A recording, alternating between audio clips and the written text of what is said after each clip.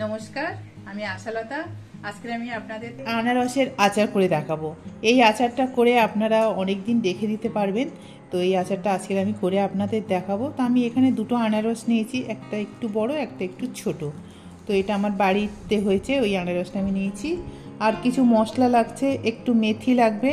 মেথি এখানে আমার half teaspoon আছে, সর্ষে আছে 2 টেবিল স্পুন, মৌরি আছে 1 টিস্পুন, একটু পাঁচফোড়ন লাগবে, কিছু শুকনো লঙ্কা লাগবে, লেবু লাগছে, আর লাগছে হলুদ লাগবে, আর নুন তো লাগবেই। তো চলুন প্রথমে আনারসটা কেটে নেওয়া যাক। প্রথমে আনারসের মাথাগুলো একটু এরকম টুইস্ট করে দেবেন, দেখুন ফট করে এটা ভেঙে যাবে, এইভাবে ভেঙে যাবে। এবারে এটা আপনারা লাগিয়ে দেবেন, এর একটা গাছ হয়ে যাবে। দেখুন খুব সুন্দর এটা ভেঙে যায়। আনারসটা আমি একটু কেটে দেখাই আপনাদের, ছাড়ানো খুবই ইজি। এটা আমি আপনাদের তাও একটু দেখিয়ে দিচ্ছি।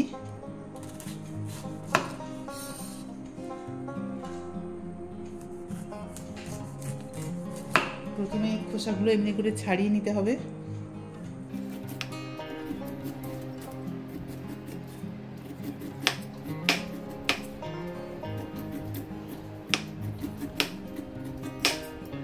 এবার এটা ছাড়িয়ে নিয়েছি, নিয়ে এবার আমি এটা মাছ থেকে কেটে নিচ্ছি।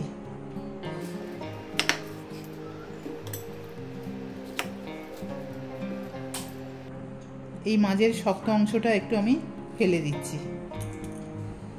এবারে খুবই ইজি, দেখুন এটা এইভাবে যে দিকটা দাগ আছে সেই দাগ থেকে আমি কাটবো, তাহলে এর এই যে চোখগুলো ফেলে দিতে খুব সুবিধা হবে।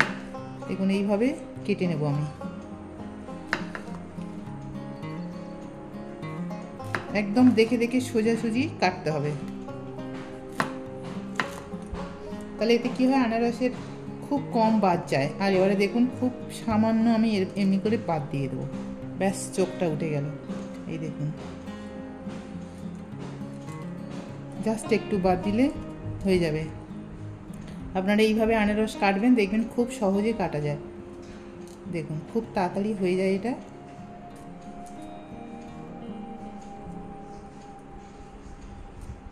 এটা ভিতরে বীজ আছে আনারসে, অনেক আনারসে বীজ হয়। এবারে আমি একটা ছোট টুকরো করে নিলাম, ব্যাস হয়ে গেল। আরও একটা আমি আপনাদের দেখাচ্ছি, দেখুন আমি সোজাসুজি কেটেছি বলে এ দেখুন চোখটা ফেলতে কত সুবিধা হচ্ছে। এগুলো সব বীজ।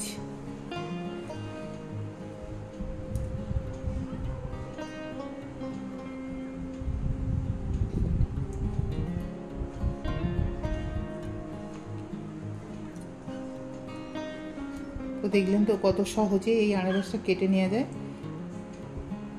বেশি বাদও যাবে না। আর এটা হয়ে গেল, ব্যাস। এগুলো সব বীজ। তো এইগুলো এইভাবে আমি বাকিগুলো কেটে নিয়ে আপনাদের দেখাচ্ছি। তো দেখুন এই আনারসটা আমি ছাড়িয়ে নিয়েছি, আর যে ছোট আনারসটা ছিল ওটা খারাপ হয়ে গেছে, সেই জন্য আমি ওটা ফেলে দিয়েছি। একটাই আনারস এখন। তো চলুন এখন এইটা আমরা আচার বানিয়ে নিই। এবার আমি মশলাগুলো ভেজে নেব। তো প্রথমে লঙ্কা দিচ্ছি, এখন তো আনারস কমে গেছে তাই মশলাগুলো সেই মতন দিতে হবে। দিয়ে দিচ্ছি হাফ টিস্পুন মৌরি,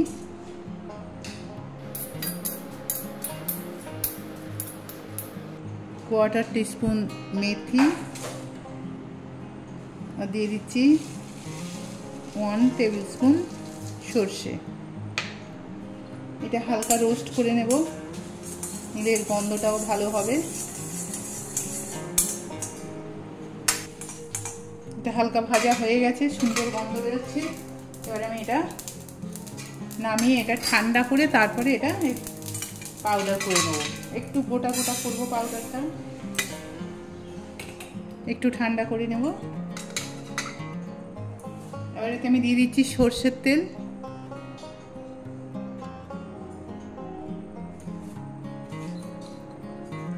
আর দিয়ে দিচ্ছি পাঁচফোড়ন, কোয়ার্টার টিস্পুনের মতন দিয়ে দিচ্ছি।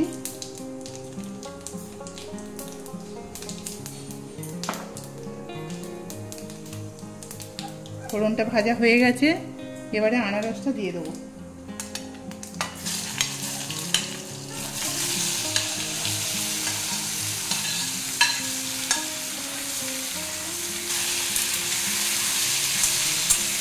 এবার এটা স্লো গ্যাসে এটা রান্না করতে হবে।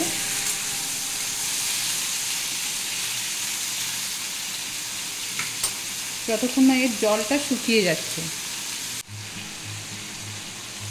এবার আমি এখানে নুন দিয়ে দিচ্ছি, এটা বিট লবণ দিয়ে দিচ্ছি 1/2 টিস্পুন, আর দিয়ে দিচ্ছি নর্মাল লবণ, এটাও 1/2 টিস্পুন দিয়ে দিচ্ছি। এটা টেস্ট মতন দেবেন। হলুদ দিয়ে দিচ্ছি। এবার এই মশলাটা ঠান্ডা হয়ে গেছে, এবার এটা আমি পাউডার করে নেব মিক্সিতে। দিয়ে দেবো মশলাটা, একদম গ্যাসটা স্লোতে রেখে দিয়েছি আমি। চিনিটাও দিয়ে দেবো। আমার আনারসটা মিষ্টি আছে, আপনাদের আনারসের টক মিষ্টি দেখে চিনিটা ব্যবহার করবেন।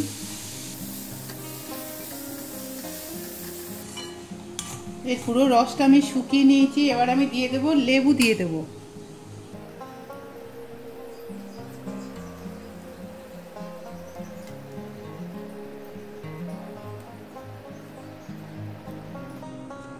একটা লেবু আমি এখানে দিচ্ছি, এটা টক ঝাল মিষ্টি খেতে ভালো লাগবে। লেবুটাও 2 মিনিট, আনারসের সাথে একটু রান্না করব। খেয়াল রাখতে হবে যাতে নিচে না লেগে যায়।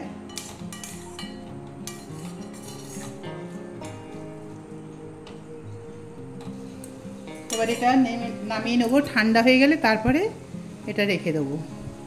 তো এটা ঠান্ডা হয়ে গেছে, এবার আমি একটা কাঁচের জারের মধ্যে ভরে রাখবো। আর এটা মাঝে মাঝে একটু করে রোদে দিলে অনেক দিন এটা ভালো থাকবে।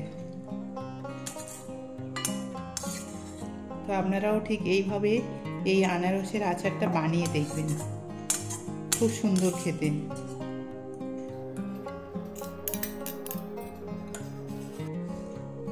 তো আমার এই রেসিপিটা আপনাদের কেমন লেগেছে আপনারা কিন্তু কমেন্ট করে অবশ্যই জানাতে পারেন। আমার এই রেসিপিটা যদি আপনাদের ভালো লাগে তাহলে লাইক করবেন, শেয়ার করবেন, সাবস্ক্রাইব করবেন, আর আমার বেল আইকনে ক্লিক করবেন, তাহলে নতুন নতুন ভিডিওর সাথে আপনারা আপডেট থাকতে পারবেন। নমস্কার।